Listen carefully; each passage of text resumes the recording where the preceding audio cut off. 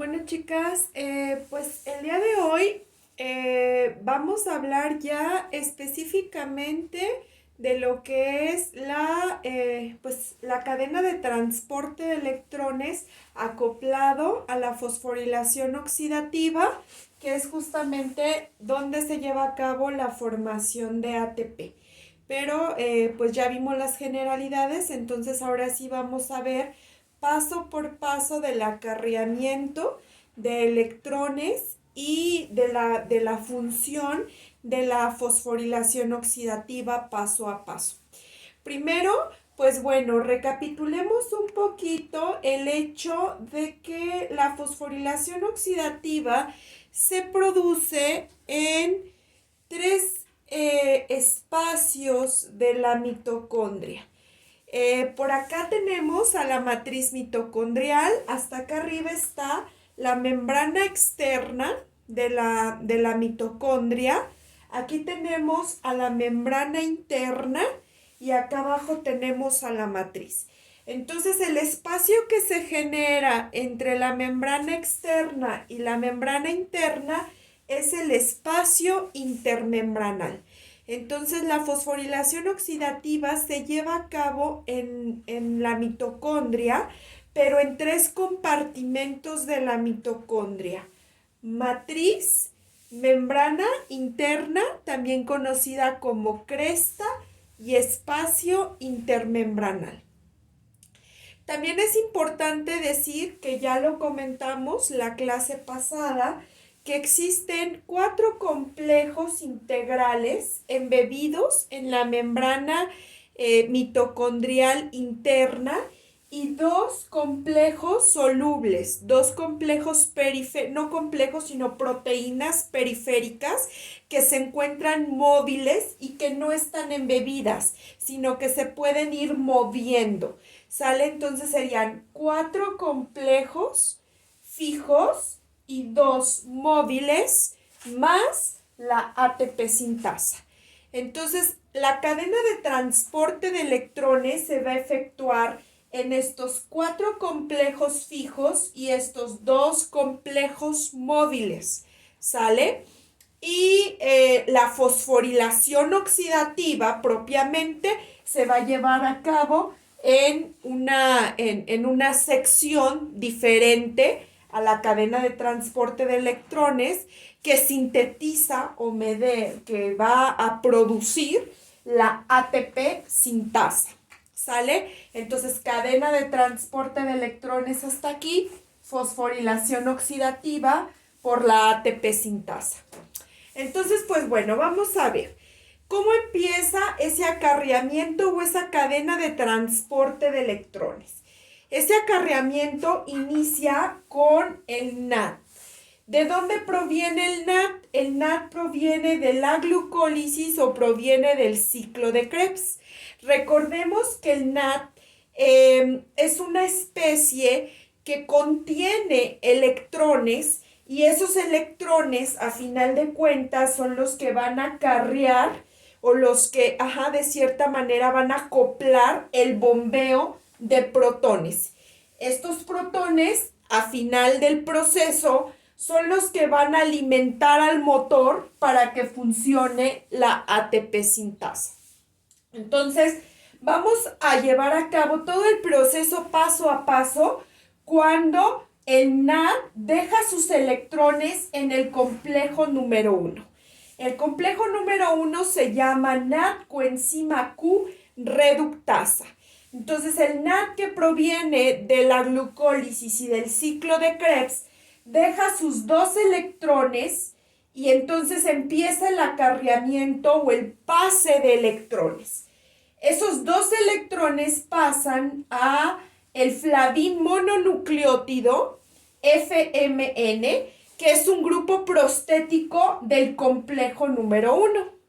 Después del FMN pasan a un centro de hierro y azufre, que es otro grupo prostético del complejo 1.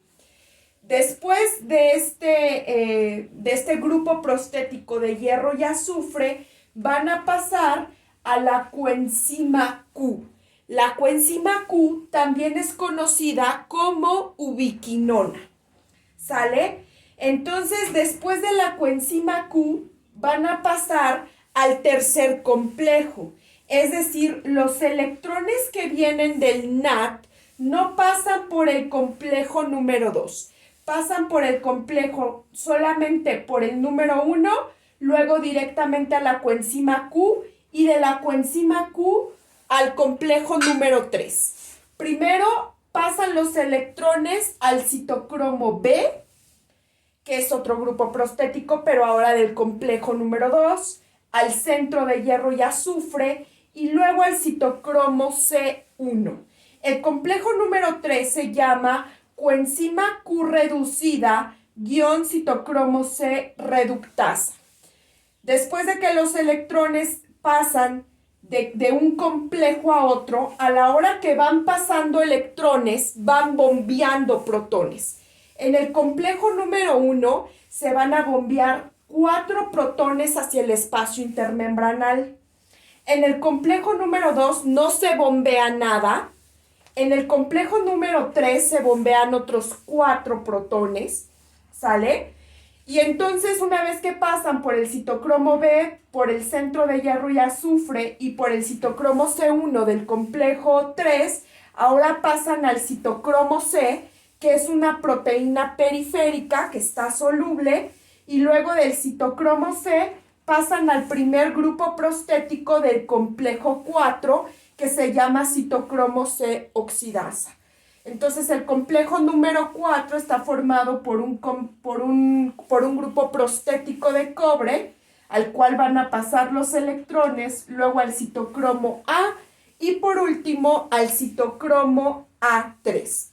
Después, esos 2 electrones, en la última fase de la respiración, esos 2 electrones van a pasar a media molécula de oxígeno. A esta media molécula de oxígeno le van a llegar esos electrones que se van a unir con los protones que hay aquí en la matriz, con 2 protones para rendir una molécula de agua, acá del lado de la matriz. ¿Sale? Por otro lado, ahí se termina la cadena de transporte de electrones, pero recordemos que cada que nosotros transportábamos electrones, también bombeábamos protones. Bombeábamos protones de la matriz al espacio intermembranal. En el complejo número 1 bombeamos 4, en el 3 4 y en el 4 2. Solamente 2 protones son los que se bombean en el número 4. Y ustedes podrán decir ¿por qué? Porque recordemos que vamos de una zona de más energía a una zona de menos energía. Entonces acá la energía ya es menor y solamente alcanzó para bombear 2 protones.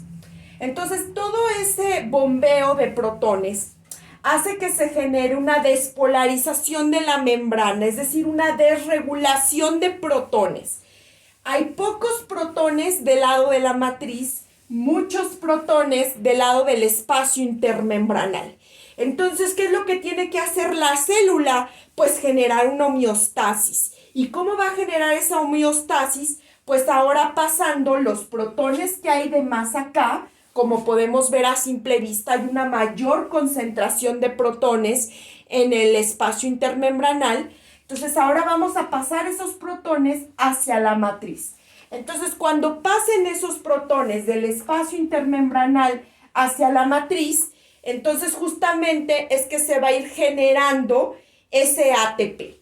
Entonces cada que pasemos 4 protones o 4 hidrógenos del espacio intermembranal por la ATP sintasa, que es la enzima que nos va a ayudar en la síntesis de ATP, entonces por cada 4 se va a generar un ATP. 4 protones son los que yo requiero, o 4 hidrógenos, para que la bombita de la ATP sintasa funcione. Esta ATP sintasa es una enzima que está formada de 2 subunidades. Una subunidad F0, que produce como un canalito, y una subunidad F1, que es justamente la que produce la fosforilación del ADP para que se convierta en ATP. Este F1 funciona como si fuera un motor que se va moviendo. Entonces, de una cara capta ADP más fósforo inorgánico y entonces, por eso es fuerza protón motriz, se va alimentando de protones y va cambiando. Y de la otra cara va a ir generando el ATP. Entonces, por cada 4 protones que pasen por el F0, pues se va a generar un ATP, ¿sale? Entonces, si hacemos nosotros la cuenta de los NAD, podemos decir que por cada NAD que entra en la cadena de transporte de electrones, vamos a generar ¿cuántos protones? Por cada NAD, el NAD deja 2 electrones en el complejo 1 y bombea 4 en el 1, 4 en el 3, entonces serían 4 más 4 y 2 protones en el 2. Serían 4 del complejo 1, 4 del complejo 3 y 2 del complejo 4. En total serían 10 protones los que bombea cada NAD. Deja 2 electrones, pero bombea 10 protones hacia el espacio intermembranal. Cuando esos 10 protones pasan por acá, si pasamos 4, ya generamos un ATP. Si pasamos los otros 4, generamos 2 ATPs. Y si pasamos 2, generamos solamente la mitad. Es decir, 2.5 ATPs por cada NAD que entra a la cadena de transporte de electrones. Es por eso que cuando hacíamos la cuenta de cuántos ATP se generaban en la glucólisis y en el ciclo de Krebs, decíamos que aproximadamente cada NAD en la fosforilación oxidativa generaba 3 ATPs. Si nos fuéramos exactamente, la cantidad es 2.5 ATP, que se redondea aproximadamente 3. Pero, ¿qué pasa con el FAD? Resulta que el FAD no entra al complejo número 1. El FAD llega directamente del ciclo de Krebs que se genera ahí mismo en la reacción. Entonces, el FAD va a llegar directamente al complejo número 2 que se llama succinato coenzima Q-reductasa. El FAD deja sus 2 electrones en el complejo número 2 y se van directamente a un grupo prostético que tiene el complejo número 2, que es de hierro y azufre, y directamente a la coenzima Q, que es la ubiquinona. De ahí de la coenzima Q hacia el complejo número 3, citocromo B, centro de hierro y azufre, citocromo C1, citocromo C, y luego directamente al complejo 4, al primer grupo prostético que es cobre, citocromo A y citocromo A3.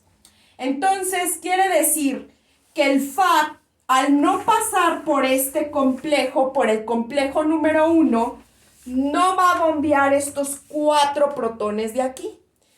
El complejo número 2 no bombea protones, entonces el FAD solamente bombea 4 más 2 protones. ¿Por qué no bombea los del número 1? Porque recuerden que en donde se genera el FAD es justamente en donde está esta enzima y se genera el FAD en el ciclo de Krebs. Entonces entra directamente al complejo número 2. Y en el complejo número 2, como ustedes pueden ver, no se bombea ningún protón. Entonces solamente tenemos 4 más 2. ¿Cuántos FAD? Por cada FAD que entra a la cadena de transporte de electrones, ¿cuántos protones se bombean? Se bombean 6. 4 más 2 son 6. Entonces, a la hora que los vamos a pasar hacia la matriz para generar el ATP, recordemos que al pasar estos 4 se genera un ATP y luego al pasar solamente 2, pues se va a generar la mitad, media molécula de ATP. Entonces, por cada FAD que entra a la cadena de transporte de electrones, vamos a generar 1.5 ATPs, aproximadamente 2 ATPs. ¿sale? Entonces, este es a grosso modo el pasaje de la cadena de transporte de electrones acoplada a la fosforilación oxidativa. Si yo les pregunto, ¿dónde se lleva a cabo la cadena de transporte de electrones? Pues en el complejo 1, 2, 3, 4, junto con los dos complejos solubles que son la ubiquinona y el citocromo C.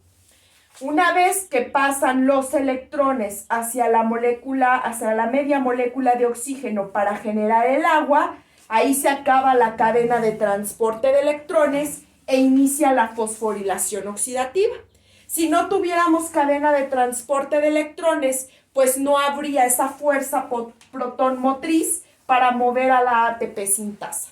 Recordemos que la ATP sintasa, pues, es la enzima que va a ejercer la función de sintetizar el ATP.